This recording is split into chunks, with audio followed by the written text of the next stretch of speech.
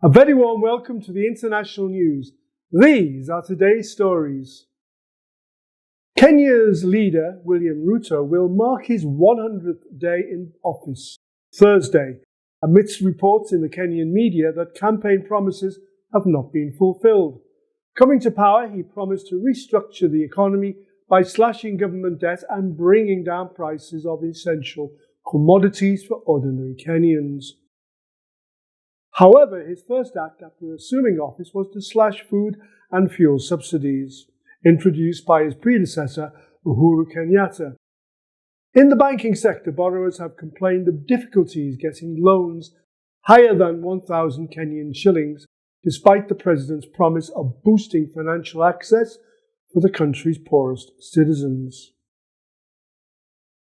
Germany's BioNTech said Wednesday it has completed construction of its first vaccine factory, made from shipping containers called BioNTrainer, being sent to Africa. The COVID-19 vaccine maker said the BioNTrainer is expected to arrive in Kigali, Rwanda, in the first quarter of 2023. In February, the company planned to develop a vaccine factory using shipping containers and send it to Africa as assembly kits to ease what the World Health Organization has described as huge disparities in global COVID-19 vaccine access. BioNTech said the facility at Kigali will house the first BioNTrainer, which is expected to become a part of a wider support network spanning several African nations that will have access to the mRNA-based vaccine.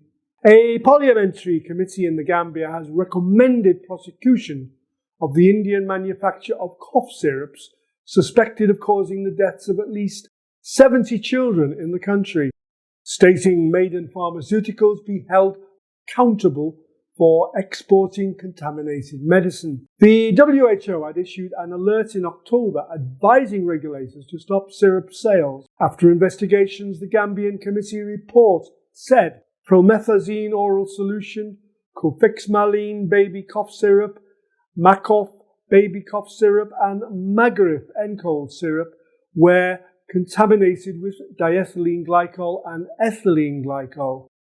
These two chemicals are toxic to humans and could be fatal. The reports revealed inadequacies in the healthcare system. India said it was investigating the products. India produces a third of the world's medicines, mostly in the form of generic drugs. President Joe Biden has told President Volodymyr Zelensky the US will stick by Ukraine in its war with Russia, as he visited the White House on his first overseas trip since the invasion.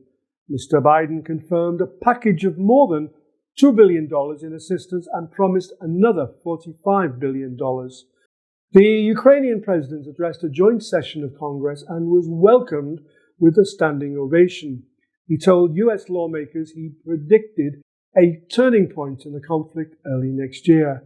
Mr. Zelensky presented Congress with a battle flag signed by defenders of Bakhmut, a frontline city in the east of Ukraine he just visited. The package of security assistance announced by Washington Wednesday includes new Patriot missile systems to help Ukraine protect its cities from missiles fired by Russia. Thanks for watching. I am Arthur James Brooks. Back to the main newscaster.